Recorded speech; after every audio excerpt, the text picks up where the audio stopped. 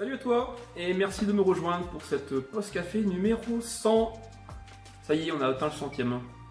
Bon, je suis loin quand même de mes une vidéo par jour qui m'était fixée à peu près autour du 15 janvier. Mais bon, 100 c'est déjà pas mal.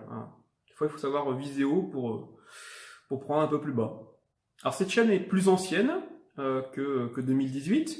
Mais au final, il n'y a que même pas 9 mois que je crée des vidéos de façon régulière. Alors ça donne quoi? Eh bien, je vais prendre mes notes. Ça donne plus de 55 000 vues. Ouais. Avec plus de 3000 j'aime. Ouais, je sais qu'il y a des gens il y a des youtubeurs qui ont plus de 3000 j'aime sur une seule vidéo. Ouais, bah, moi, il m'en a fallu un peu plus de 100. C'est pas grave, hein. Voilà. Puis un millier de commentaires quand même. Et puis, petite évolution en fait, maintenant vous êtes 7% de femmes et 93% d'hommes. Je crois que le chiffre est beaucoup plus élevé pour les femmes qu'il n'y était il y a quelques temps. Donc belle évolution de ce côté-là. Alors un grand merci bien sûr. C'est quand même le but de cette vidéo, c'est de remercier toute cette communauté. Toi peut-être, si tu viens régulièrement à ce rendez-vous. Merci de suivre, merci de commenter quand tu peux, merci de m'apporter tes idées, ton retour. Et bienvenue au nouveau. Alors aujourd'hui cette vidéo n'est pas représentative de ce qu'on y trouve habituellement sur la chaîne. Merci parce qu'il y a eu une belle évolution ces derniers temps, une petite accélération qui se crée. Alors je sais pas si c'est YouTube qui a changé son algorithme après en avoir dégoûté plus d'un petit qui en 2018 sont devenus, on ne voyait plus quoi. Donc peut-être qu'il y a eu un changement, je ne sais pas. En tout cas, voilà, petite progression qui est motivante. En tout cas, ça fait plaisir de voir sa chaîne progresser. Je sais que c'est inconscient, vous savez, c'est pas... On ne devrait pas s'attacher à ça, mais à partir du moment où vous avez plus de gens qui vous regardent, à partir du moment où vous avez plus de commentaires, plus d'interactions, vous dites que ça plaît, que ça plaît un peu plus en tout cas, et puis que vous avez bien travaillé. Voilà. Alors que si c'est le cas contraire, vous dites, quelque part, c'est pas intéressant ce que je fais, est-ce que ça vaut le coup de continuer? Donc cette progression, c'est important, ça joue. Alors ce que je retiens quand même en regardant les statistiques, c'est que vous avez détesté quand je vous parle d'autre chose que de 3D, de jeux vidéo, de programmation, enfin tout ce qui est le contenu un peu de cette chaîne. Donc j'ai évité par la suite de vous parler d'autre chose. J'ai d'autres chaînes YouTube de toute façon pour ça. Donc voilà, à part ce numéro 100, vous m'excuserez de dévier un peu du sujet. D'ailleurs, je ne sais pas si vous avez vu, il y a une vidéo très intéressante qui est sortie, je sais pas, je crois que ça c'est récent quand même, c'est de Dirty Biology. Alors, il étudie le phénomène de célébrité sur YouTube, mais on peut le voir aussi de façon plus générale, le succès dans toute entreprise, dans tout projet. Le succès, mais une sorte de reconnaissance générale, de reconnaissance sociale, ou même sous forme de richesse. Il intègre en fait, il voit ça au travers des biais cognitifs, un peu comme l'effet de halo, un peu comme le projet Pigeon. Alors, je vous en parle pas parce que c'est pas que c'est long, mais vous retrouverez tout dans sa vidéo. Puis j'ai fait un article. Si tu veux le voir, tu peux le retrouver dans le descriptif. J'ai fait un article qui parle de ça et que tu retrouveras d'ailleurs aussi la vidéo de Dirty Biology. Et donc, ce qu'on y voit en fait, c'est que le succès tient beaucoup à la chance. Et que la chance repose en grande partie sur le hasard. Voilà. En pensée positive, on dit souvent ouais, non, mais la chance, ça se provoque, la chance, ça se crée. Oui, évidemment. D'ailleurs, si on tente rien, on n'a rien. Mais au-delà de ça, le facteur hasard est quand même un facteur relativement important. Et il y a une étude scientifique qui en parle. Bon. Je clôt le sujet, mais si ça t'intéresse, je t'invite à aller voir déjà l'article. Je ne sais pas si tu as vu, mais depuis quelques temps, j'ai changé un peu le format de vidéo. Je suis retourné à on va dire un peu comme les points techno que je faisais avant les pauses café.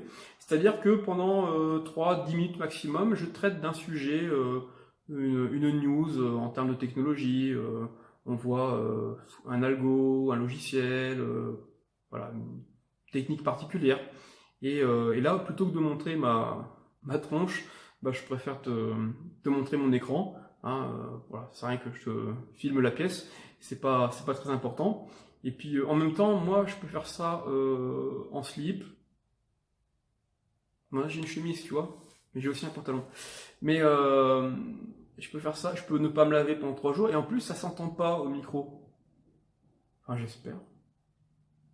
Voilà, bon bref, nouveau format, j'espère que ça te plaira. Et puis de temps en temps, tu me retrouveras quand même en face cam, voilà, pour faire un petit point, pour déconner un peu. Il faut quand même que ça reste une chaîne un peu ludique aussi. Ouais, il y a quelques jours, je t'annonçais la fin du BGE, du Blender Game Engine. Eh bien oui, en fait, je faisais référence à l'annonce officielle de la fondation Blender, qui a dit que pour la version 2.8, eh bien, hop, zap, plus de Blender Game Engine, vous ne le trouverez plus dans le menu. Et puis, ils ont aussi annoncé officiellement qu'ils arrêtaient totalement cette approche. Alors, je vous orientais vers, parce qu'il faut quand même voir le positif dans toute chose, il y a eu un fork. Bon, je ne vais pas revenir sur la vidéo, donc je vous conseille UpBGE, qui est une bonne alternative, et qui va continuer à se développer.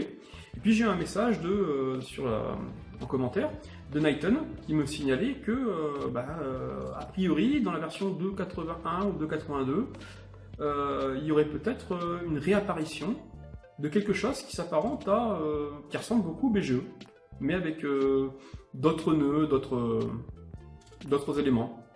Alors voilà, donc là il me passe aussi une vidéo que je vous passe en même temps, pour voir quelques images.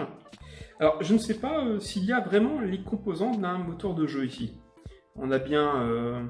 voilà. Il faudrait par exemple qu'il y ait du son, il faudrait qu'il y ait une interface utilisateur pour créer des menus. Il faudrait qu'il y ait quelques algos de pathfinding, de quoi écrire sur le disque, peut-être gérer le réseau.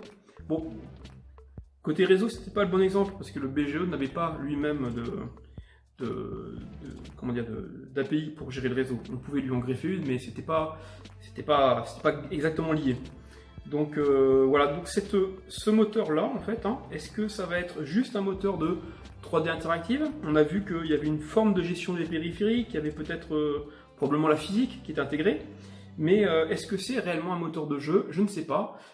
J'ai pas eu le temps d'enquêter là-dessus, donc si tu as toi des éléments, je suis preneur. J'aimerais savoir un peu pourquoi il y a eu ce revirement, pourquoi on dit hop, on coupe le BGE et puis après on ressort un truc qui ressemble au BGE parce que avec ce système nodal, ça ressemble comme 2 gouttes d'eau.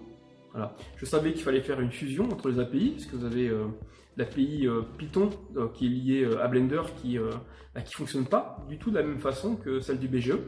Ce sont vraiment 2 API différentes. Il fallait à un moment donné les fusionner. On n'avait pas besoin forcément de faire disparaître le BGE pour autant. Voilà, donc je suis preneur d'informations. Voilà, donc c'était un petit tour rapide. Le tout c'était déjà de vous remercier, remercier toute la communauté. Merci, parce que la communauté francophone n'est pas non plus très grande, et puis on traite de sujets qui intéressent pas beaucoup de monde.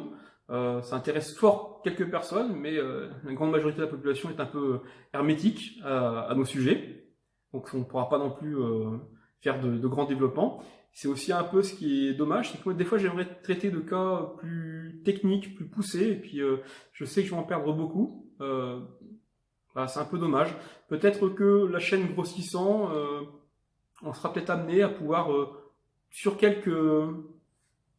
des mouches. C'est chiant les mouches. On pourra peut-être de temps en temps faire effectivement des trucs un peu plus techniques, un peu plus poussés. Voilà, donc c'est à voir. Alors merci de partager ces vidéos quand elles te plaisent. Je sais que c'est un peu chiant, tous les youtubeurs qui racontent, voilà. Mais on est un peu tous dans cette galère-là.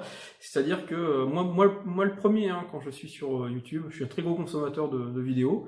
Je me force un peu de temps en temps à commenter, à apporter un peu de soutien, à mettre un pouce, ou des fois même un pouce vers le bas, ça peut m'arriver quand je trouve vraiment que c'est pas bon. Mais voilà, l'interaction est importante parce que ça permet à celui qui tourne sa vidéo de savoir est-ce que ça plaît ou pas ce qu'il fait. Ce feedback est quand même important. Donc merci de partager quand vous pouvez, d'aider la chaîne à se faire aussi connaître. Voilà, c'est une question d'énergie et de motivation. En attendant, je te dis à très bientôt pour une prochaine vidéo et puis bye bye.